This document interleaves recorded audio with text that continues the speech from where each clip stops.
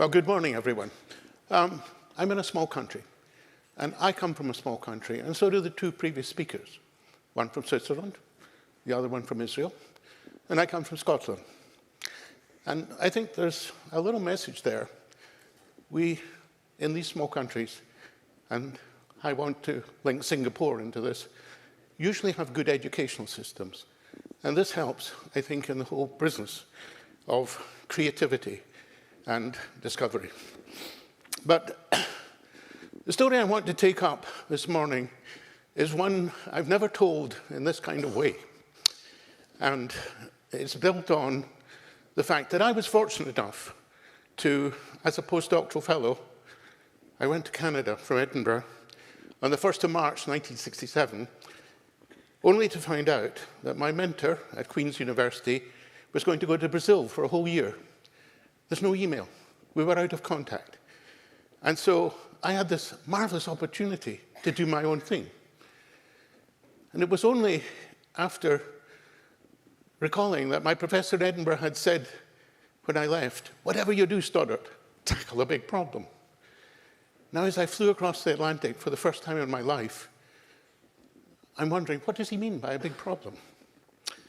So I landed in the library about 6 weeks after I arrived in Canada, and I see a very small, short communication by Charles Pedersen. Now, Pedersen was to share the Nobel Prize in 1987 with Jean-Marie Lane from Strasbourg and Donald Cram from UCLA. Pedersen's contribution was the accidental discovery of the crown ethers. And this was the big, as it were, problem that was put in front of me. I sensed that this was important. So that's the background to going down this road.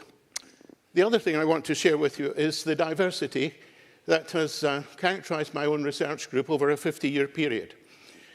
We've been associated with no less than 6 universities. I spent 3 years at the ICI Corporate Laboratories facility in Runcorn in Cheshire. We now have 2 startup companies, and my activities have straddled 4 countries. And during the 50 years, some 500 graduate students and postdocs of 50 different nationalities have been part of my research group.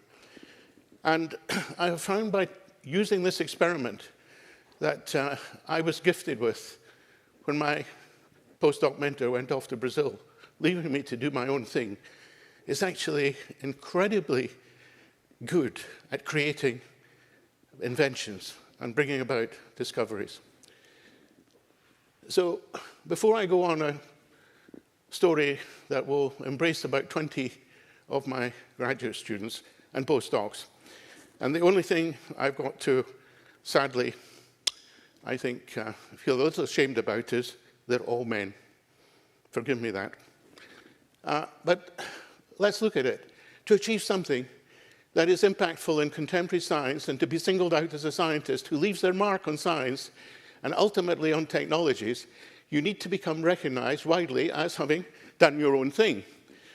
This goal means that you make a conscious decision to summon up enough courage to tackle a big problem for which no one has provided a satisfactory scientific answer. In other words, don't be frightened to jump and tackle a big problem. And before I go into my litany on the people who have contributed to this way of doing things, here is a supporter in Venka Ramakrishnan from the MBL in Cambridge. He says, I found almost nobody there was working on routine problems just because they would lead to publishable results. Rather, they were trying to ask the most interesting questions in their field and then developing ways to address them. So here's my first feature. Aluminium was schooled in Lebanon. He then went to Strasbourg University, obtained his PhD in physical chemistry, and he joined me at UCLA in 2007 and moved to Northwestern. You'll notice that most of these people doing their own thing actually chalk up something like a paper a month. Not written by me, but written by them. And as a little bit of background to how Ali got involved in 2010 in a piece of quite revolutionary research. Here is methyl in its three redox states: dicationic, radical cation, and neutral. And of course, there was a little bit of literature, not a huge amount. Here is J. Kosh's crystal structure of methyl. There had been some earlier work by Michaelis. Here is some work from Korea on the supramolecular complexation in cucurbityrol. And here's some work with Kosovo. Another major player was Siegfried Kuhnig from Germany. And so what Ali did in 2010 was to challenge something that we could have done 25 years earlier. He said, what if I take Stoddart's little blue box, add methyl to it, and a reductant? And he used zinc dust. And he got this amazing result. A one-to-one complex was formed. And what's more, it was a strong complex. It was a bolt out of the blue. And in order to do this, remember, he was a physical chemist. He was the synthetic chemist who built his own glove box with a bit of plastic. And of course, we do better now, but it was all very basic. Along comes graduate student Albert Fehrenbach, and he crystallizes this compound. And isn't it not surprising, given what Koshi had showed us, that we have this infinite stack? And here's Albert. Again, look at the number of publications. Look at the fact that after he was with me, he went to Harvard with Jack Sozak, then on to Japan, and now he's studying the origin of life. Because all my graduate students now, for many years, leave with, you don't do Stoddart research, you do your own thing. Here is someone who's got an academic position at Zhejiang University in China, and he was with me for quite a few years as a graduate student. And what Hao Li did was to say, okay, radicals obviously outweigh positive charges and form complexes. Can I use radicals to template mechanically interlocked molecules? For example, a rataxane. And he does just that. He replaces the zinc dust with a photosensitizer and a sacrificial electron donor, makes this complex, finishes it off by putting in place stoppers, and lo and behold, we have a rataxane that's based on the tris radical tricationic recognition site. And he started with 11 methylene groups, and as he went down in size and approached only 3, you'll notice the stability of this compound increased in terms of its radical behavior. It took several days out on the bench for the compound to be oxidized. And this observation was then taken up by a brilliant graduate student from Kentucky, Jonathan Barnes. He's now an assistant professor at Washington University. He was only with me for 3 years, but notice the productivity and the awards.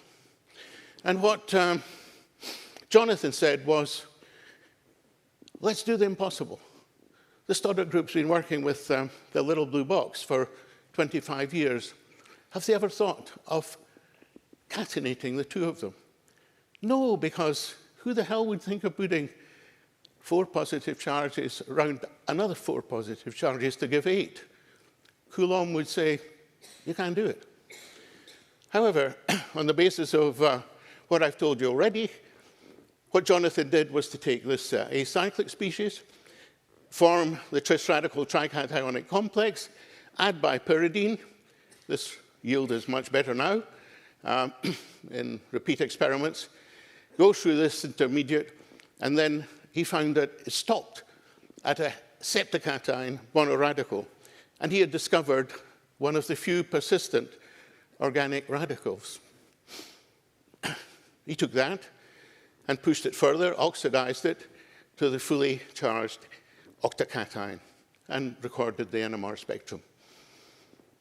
And in the characterization of all of these, not only did we have the spectra but we also had the crystal structures of 4 of what turned out to be 6 coming from electrochemistry states that are stable out of a total of possibly 9.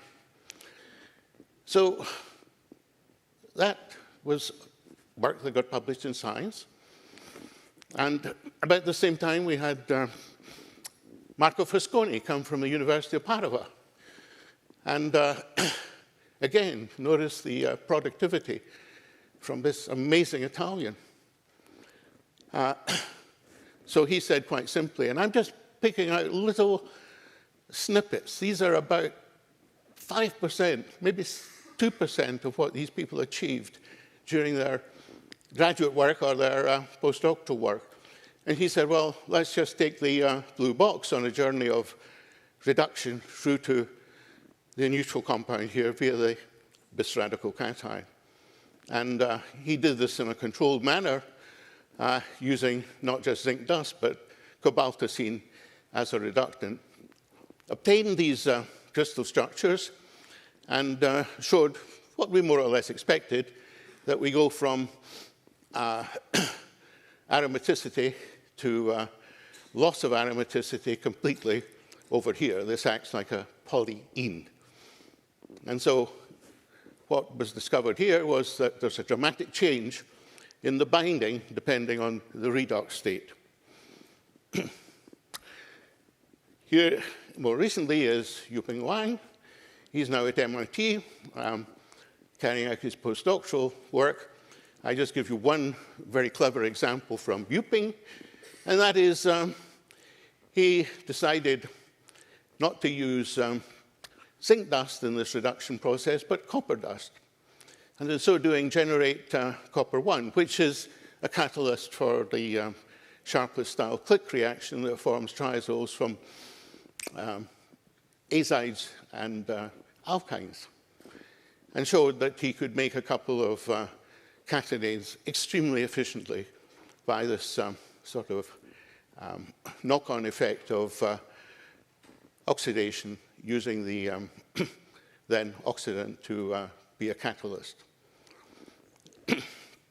Here is a postdoc who's with me at the moment, Ken Kai, from Peking University. And he's just recently, 2 weeks ago, published an article in Nature Communications where it's reminiscent of a Russian doll situation where he has a big ring and a smaller ring. And again, we're talking about a tetraradical tetracation through which he can thread a neutral aromatic compound, and many of these. And this allows him to open up a window into chemical topology, which is a major growth area, I think, in chemistry. And that's something that my co-laureate, Jean-Pierre Sauvage, agrees very strongly with me. Here is Vietnamese postdoc Minh. He has, again, acquired a lot of publications. His most recent one, which was published in October in Chem and graced the front cover, shows that what he can do is go from the original Barnes catenane, 2-catenane, to a 3-catenane, and on to a 5-catenane. And in the middle here, this 3-catenane is one of the chemical compounds, organic compounds, that carries the highest amount of positive charge per square nanometer. Just think what the possible applications could be there. Okay, so that's my first round of introduction to people who have radicalized chemistry in my group. And basically, they've done this because they were left to get on with it themselves. My story today is not about how great Fraser Stoddart is. It's how great my graduate students and my postdocs have been by giving them enormous freedom in the laboratory. So now I'm going to rest my whistle a little bit, and maybe you came along to hear about artificial molecular machines. So they were built on the back of the decision to make a new bond in chemistry. Now, if you think about it, chemical compounds are probably, what, in a week, thousands being made that are different all around the world. And maybe in a whole year, they might be pushed to get half a dozen or a dozen completely new reactions. But a new chemical bond that is as strong as the weakest covalent bond in the molecule is a once-in-a-blue-moon situation. And that's the mechanical bond. So what I'm going to do is use just over 4 minutes with a bit of support from Edith Piaf. And I'm going to be quiet and let you follow some video material. But let me define the icons first of all. I've shown molecular recognition between acceptors, if they are blue, and donors, if they are red, with the sort of prompt of the Fisher lock and key concept. I'm going to use templation and the back of that recognition. And then we'll use this radical recognition that was rediscovered or discovered only in the last decade. We'll use a bit of heat. We'll use redox control. We'll also see ratios that are not one-to-one. And we'll use a bit of chemistry. So what we're going to do is look at the, as it were, recognition that brought blue recognizing red, and red recognizing blue, then a catenane, then a molecular shuttle, then a molecular switch, then a molecular pump, and where we're headed now. And I'll come back in with my story after we've listened to this little interlude.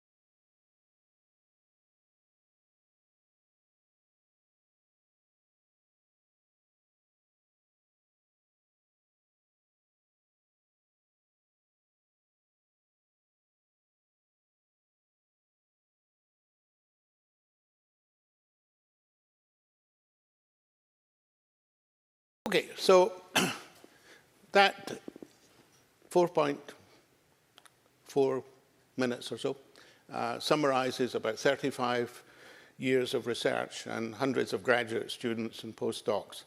But again, doing their own thing. Very little interference from me. So, I want to go back to the molecular pump, because fellow Scot Paul McGonigal came from Edinburgh, and he teamed up with young graduate student Chu-Young Chen from Peking University, and together they worked on the molecular pump.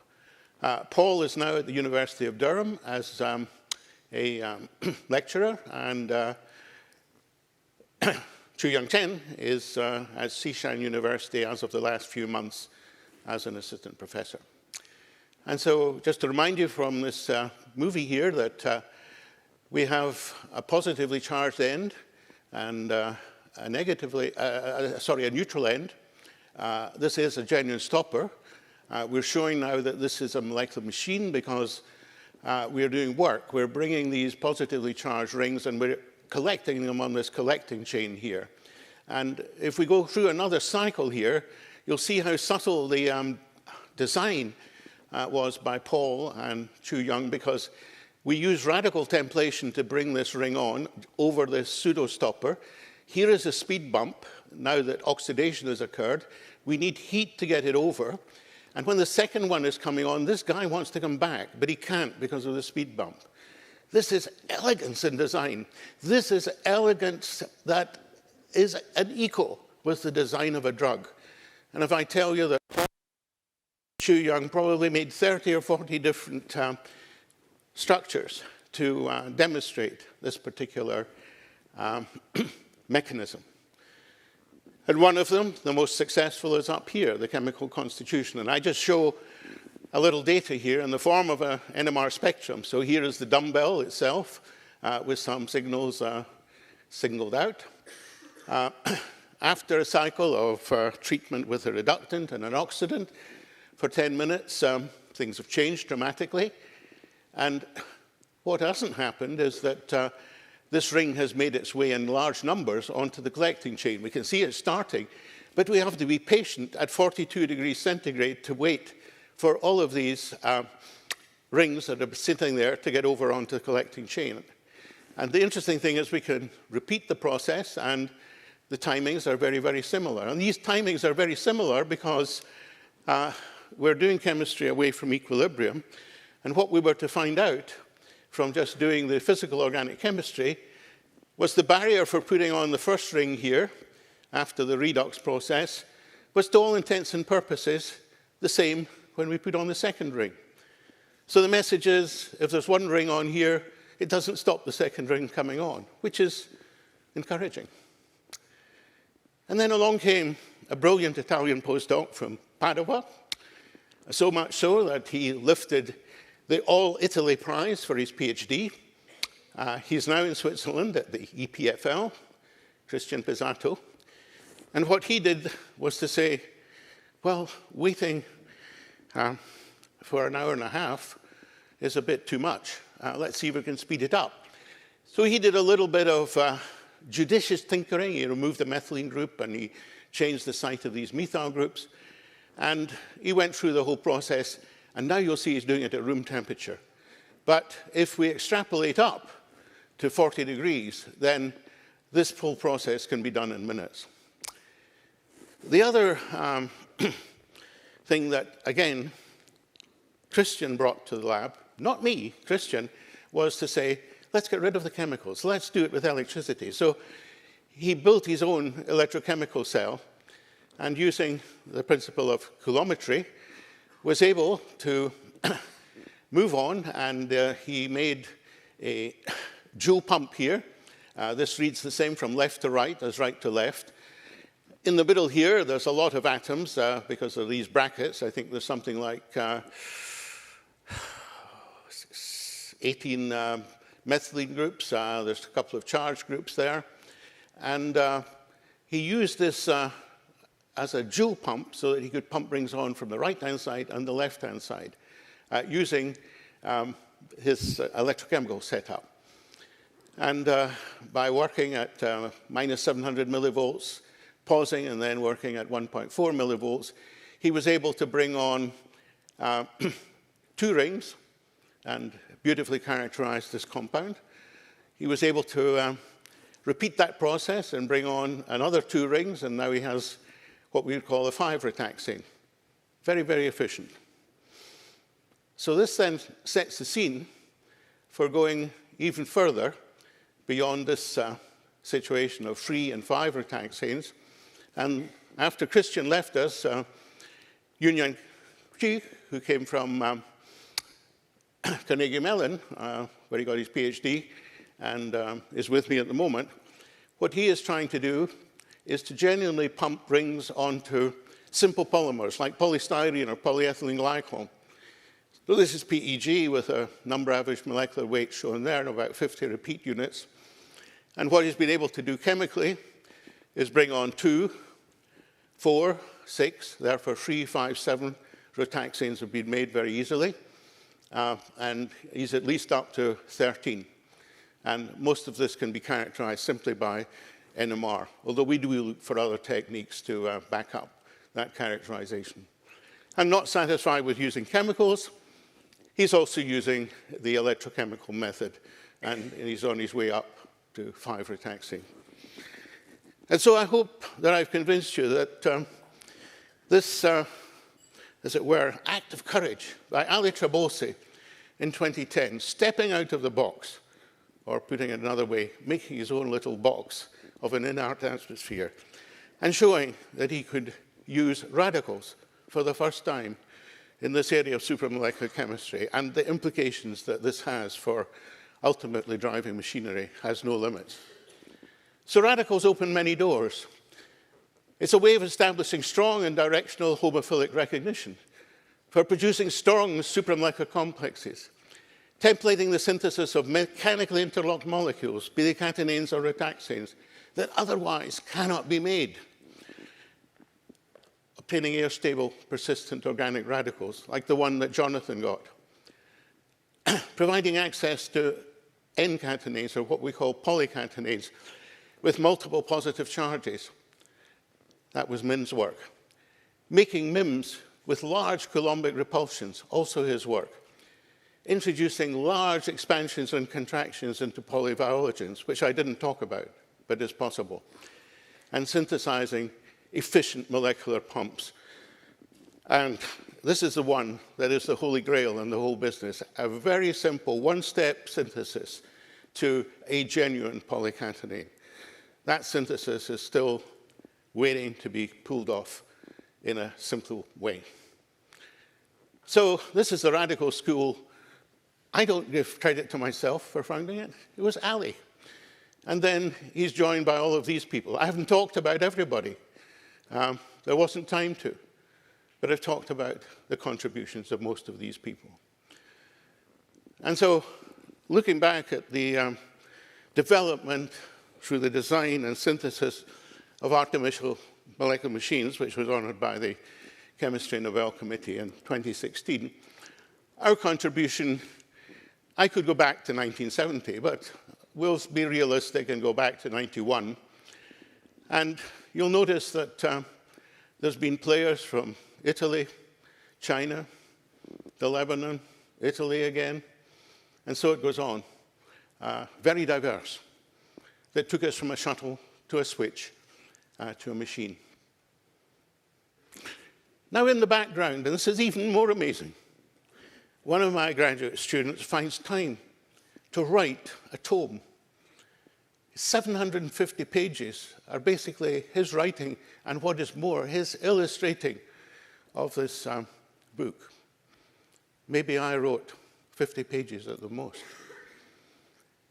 So Carson Bruns, who's now an assistant professor at the University of Colorado, Boulder, as I say, is really the best person who did the heavy lifting in a 6-chapter book, an introduction to the mechanical bond, the making of it through kinetic control, through thermodynamic control, and through then discussion on what could loosely be called chemical topology, a major growth area in chemistry coming up.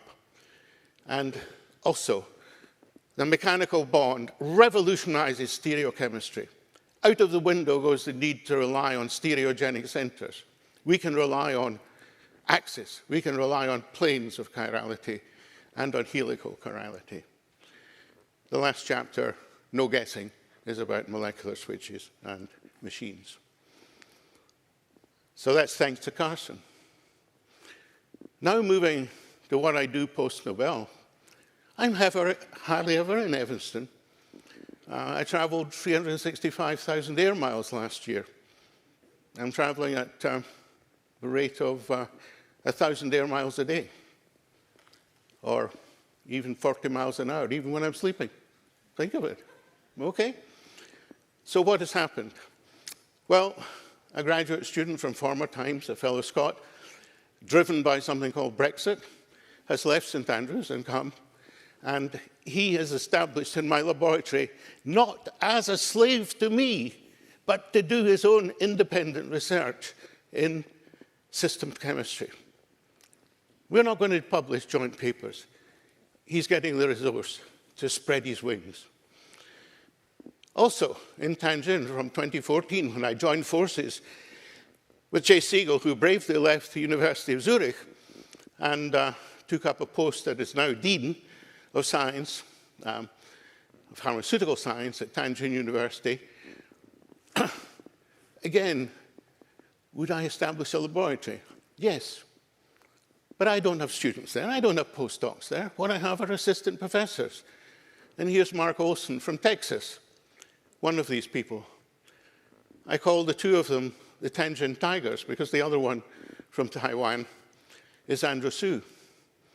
And Andrew and Mark were both graduate students with me and extremely successful. And now are very successful assistant professors, doing their own thing. And what is additionally Andrew doing? He's taking Carson's book and he's translating it into Mandarin. Okay? So it's going to appear on the scene starting later this year. And then finally, I've opened up a new door by invitation in Sydney at the University of New South Wales. Sydney's a nice place. I've just been there, and I will go back there. Why?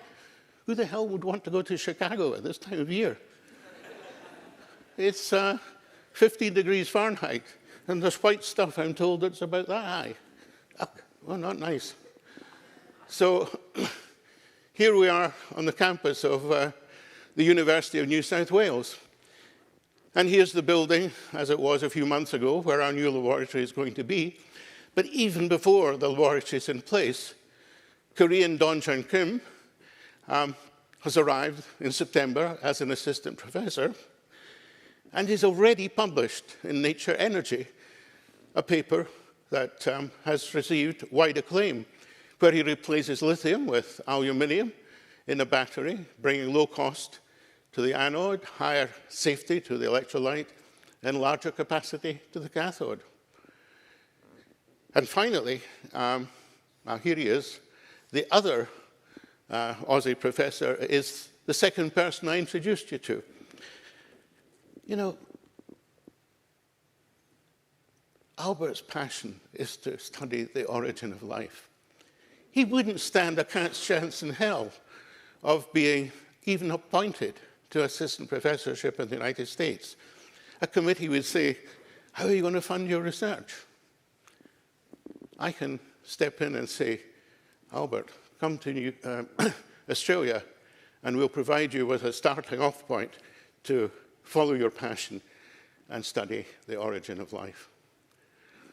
Okay, so coupled to my approach to the management of research, which I think is a very productive one and very, very useful for launching assistant professors in their own right. My arguments go deeper when I think of them, to the fact that I think we should be putting back the clock and emphasizing what I would call pretty much fundamental basic research. And on the back of this comment by Vannevar Bush back in 1945, who was an advisor to Franklin D. Roosevelt. He said, scientific progress on a broad front results from the free play of free intellects working on subjects of their own choice in the manner dictated by their curiosity for the exploration of the unknown. And that's what I'm trying to release by giving people space, young people. Helmut Schwarz in Berlin retired as the Humboldt president. Fundamental research gives young people the opportunity to head for new shores. In order to master the future together, the enthusiasm of young people is the most secure currency we have. The principle of trusting people, rather than trusting monitoring systems based on distrust has proved its worth. And the principle of funding people, rather than projects has withstood the test of time. Not just in the sciences. Here is author Eleanor Caton, a New Zealander, Man Booker Prize winner in 2014 for her book, The Luminaries. She goes back to Wellington to get a doctorate degree. What does she have to say in acceptance of it? The purpose of a university is not to replicate, but to enlarge. Not to simplify, but to understand.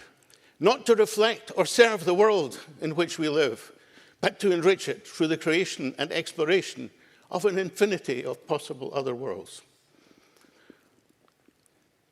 To be successful in academia, I've been encouraged to put up a list, a bit reluctantly.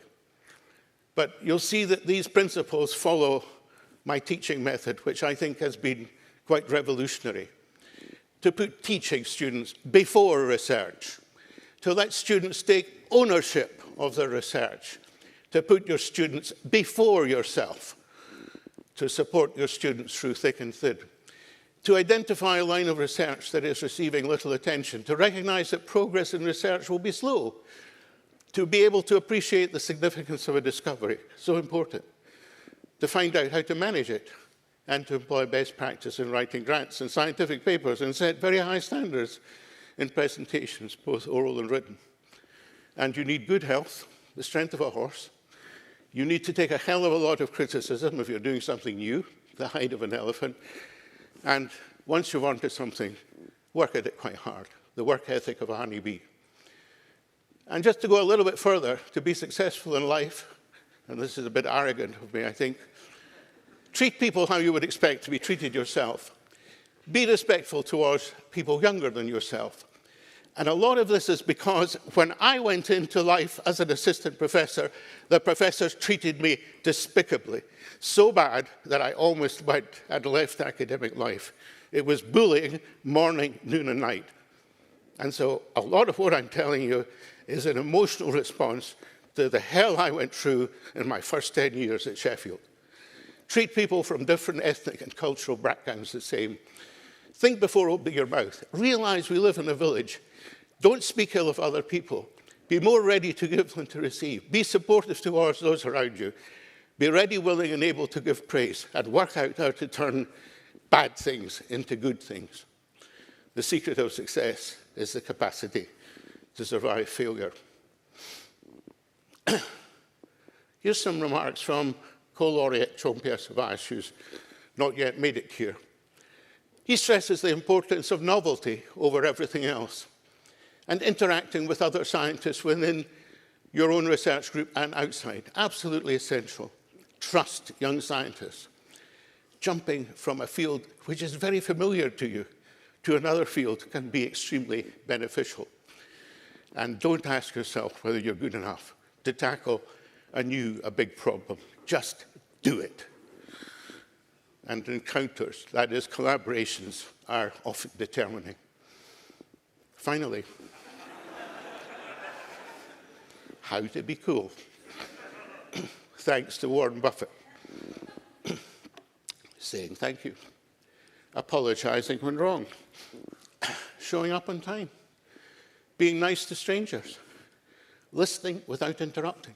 Admitting you were wrong. Following your dreams. Being a mentor. Learning and remembering people's names. Holding doors open. My last two features are Jishan Wu. Are you in the audience, Jishan? No, he's escaped because it's NUS. But the next person, Yan Li, don't take a photograph, stand up. Yeah? So there are two people as professors in Singapore that are doing their own thing in this small country. Good luck to them. And let me just finish off again with a little bit of music, because I've courted a very strong interaction with China over the last, say, 25 years.